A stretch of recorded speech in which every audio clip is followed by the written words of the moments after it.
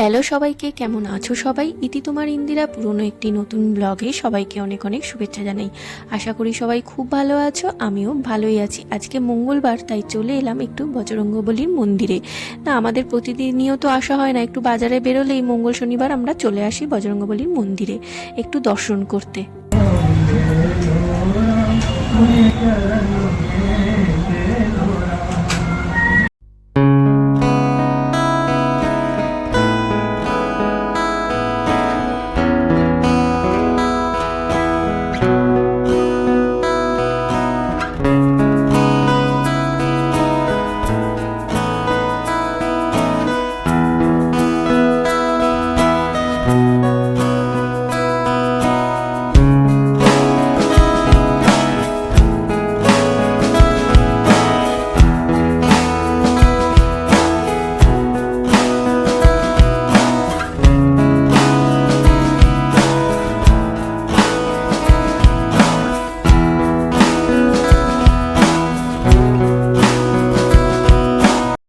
কতটা যে শান্তি লাগে মন্দিরের সামনে দাঁড়ালে কি বলবো। আর আমাদের যখন সোসাইটি থেকে বেরোই, যে মন্দিরটা রয়েছে সেটা তো সমস্ত ঠাকুরই রয়েছেন, আর এইটা হচ্ছে নির্দিষ্ট বজরঙ্গবলীর মন্দির, একদম রোডের ধারেই। তো খুব ভালো লাগে মাঝে মাঝে এই বজরঙ্গবলীর মন্দিরে এসে একটু প্রণাম করে যেতে। তারপর তো আমরা একটু বাজার টাজার করে এসেই চলে এলাম ঘরে। ঘরে আসার পর আজকে একটা স্পেশাল ডিশ বানাবো, সেটা হচ্ছে এগ চিকেন রোল বানাবো। তো ওই জন্য কিছু কিছু ইনগ্রিডিয়েন্টস এখানে রয়েছে, যেমন ধরো সলিড পিস রয়েছে অনেকটা পরিমাণে, প্রায় 500 গ্রাম মতো রয়েছে। তো একটু কম হবে, কিন্তু মোটামুটি 500 গ্রাম মতো রয়েছে। আর পেঁয়াজ নিয়েছি, ক্যাপসিকাম নিয়েছি, একটু কাঁচা লঙ্কা নিয়েছি, একটা লেবু নিয়েছি, রসুন বাটা নিয়েছি। এই সমস্ত দিয়েই আমি আজকে বানাবো। তো কি করে বানাচ্ছি সেটাই আজকে তোমাদের সাথে শেয়ার করছি। ঘরোয়াভাবে একদম বানাচ্ছি। তবে হ্যাঁ, এখানে আমাদের না ওই কুসুম রোলের দোকান রয়েছে, রোলের। তো ওই কুসুম রোলের দোকানটা আমরা গেছি অনেকবার। তো ওখানে দাঁড়িয়ে থেকে না আমি ওদের রোল বানানোর প্র্যাকটিসটা দেখেছি। তো ওই কারণেই আমার একটা টার্গেট ছিল, কোনো সময় সুযোগ পেলে ঘরে একদিন বানাবো। তো আমি আর সায়ন্ত যখন ছিলাম তখন একবার বানিয়েছিলাম, ভালো হয়েছিল খেতে। তো ওই জন্য মামুনি আসার পর আর একবার বানালাম। মামুনিও খেতে খুব ভালোবাসে রোল। যাই হোক, প্রথমেই তো দেখতে পেলে আমি চিকেনটাকে একটু তেলের মধ্যে দিয়ে দিলাম, আর একটু রসুন বাটা দিয়ে দিলাম বেশি করে।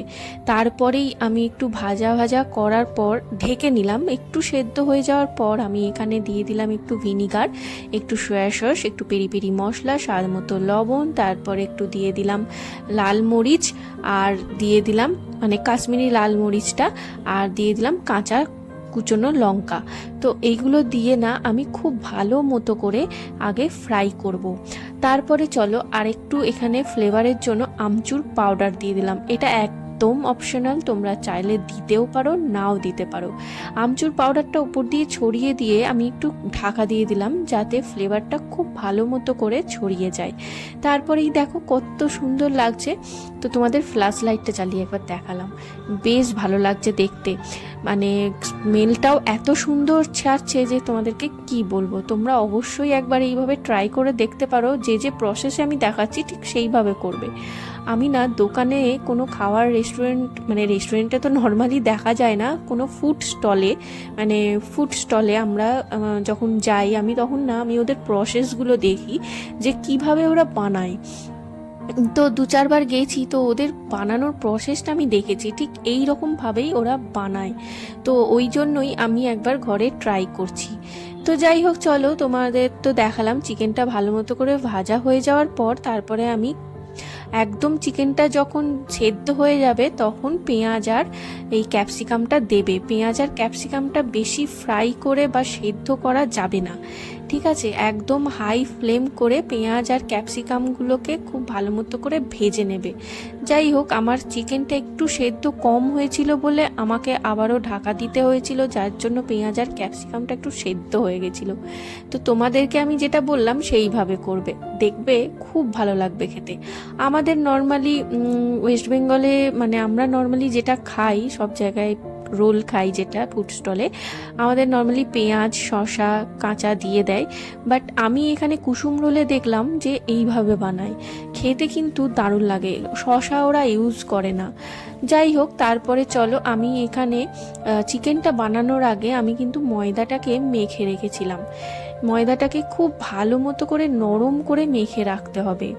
মেখে রেখে বেশ কিছুক্ষণ, প্রায় 1 ঘন্টা যদি রেখে দিতে পারো একটা ন্যাকড়া চাপা দিয়ে ঢাকা দিয়ে, তাহলে তো খুব ভালো হয়। একটু নরম করে মেখে তেল বুলিয়ে ওইভাবে রেখে দেবে। এতে করে তোমাদের যে রুটিটা হবে রোলের, সেটা খেতে দারুণ লাগবে আর নরমও থাকবে। যাই হোক, তারপরে আমি কিন্তু শুকনো করে রুটির মতো করে বেলে নিচ্ছি। দেখো খুব সুন্দর ড্রাই করে আমি বেলে নিচ্ছি। আর ডোটা তো অনেকটা বড় নিয়েছি, কারণ এখানে যে আমি কুসুম রোলে দেখেছি ওরা বেশ বড় বড় রোলগুলো বানায় আর এইরকমভাবেই সাইজ করে, তো ওই কারণেই আমি এইভাবে করছি। ওদের অবশ্য রুটিটা অনেকটা লাচ্চা রুটির মতো দেখতে লাগে, মানে খেতে লাগে একটু মোটা, কিন্তু আমি একটু পাতলা করেই বেলছি। তোমরা চাইলে এইভাবেই করতে পারো, আবার একটু লাচ্চা পরোটার মতো করতে পারো। যাই হোক, যে যেটা পছন্দ করে, আমাদের অত মোটা মোটা ভালো লাগে না, যার জন্য একটু পাতলা করে নিয়েছি। তো এইগুলো সেঁকা, একটা একটা করে সেঁকাতে আমি বেলে নিচ্ছি বাকিগুলো। তো চলো, আমার তো খুব ভালো করে মানে এপিট ওপিট খুব হালকা ভেজে নেবে, মানে সেঁকে নেবে রুটিটা। তারপরে একটা ফ্রাই প্যানে আমি আলাদা আলাদা করেই করছি, তোমরা তাওয়াতেও করতে পারো। আমি একটু ডিম আর নুন ভালো করে ফাটিয়ে নিয়ে না ওই তাওয়ার মধ্যে রুটিটাকে আবার রেখে আমি একদম হালকা লো ফ্লেমে কিন্তু কাজটা করছি, ঠিক আছে। তারপরে আমি ডিমের যে ব্যাটারটা তৈরি করলাম সেটা আমি রুটির ওপর দিয়ে দিলাম। রুটিটা কিন্তু বেশি সেঁকবে না আর তেল দিয়ে সেঁকবে না, একদম কাঠখোলায় নাড়ার মতো করে, যেমন করে আমরা রুটি বানাই ঠিক ওরমভাবে রুটিটা বানিয়ে তারপরে এইভাবে ডিমটা দিয়ে, এরপরে ডিমটাকে খুব ভালো করে খুন্তি দিয়ে ছড়িয়ে নিয়ে তারপরে ডিমটা সমেত রুটিটা উল্টে দেবে। তার আগে একটু তেল বুলিয়ে নেবে যাতে তাওয়াতে ভালো করে সেঁকা হয়ে যায়। তেলটা আমি একদম লাস্ট পজিশনে আমি খুব ভালো মতো করে বুলিয়ে নিচ্ছি সমস্ত দিকটায়। তারপরে আবারও উল্টে নেব, উল্টে নিয়ে ভালো মতো করে এবার তেল দিয়ে ভাজবো। আর ভাজাটাও কিন্তু একটু লো টু হাই ফ্লেমে ভাজবে, যাতে এমন ভাজবে না যাতে রুটিটা খুব কড়া হয়ে যায়, একদম হালকাভাবে করবে।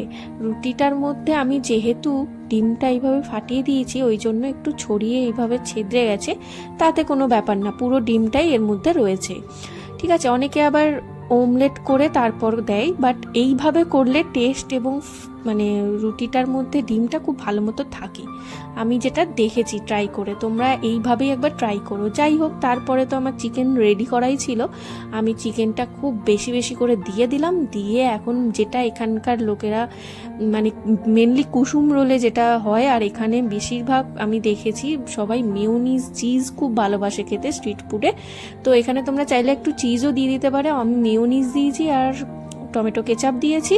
এরপরে রোলের মতো পাকিয়ে নেব বাটার পেপার দিয়ে।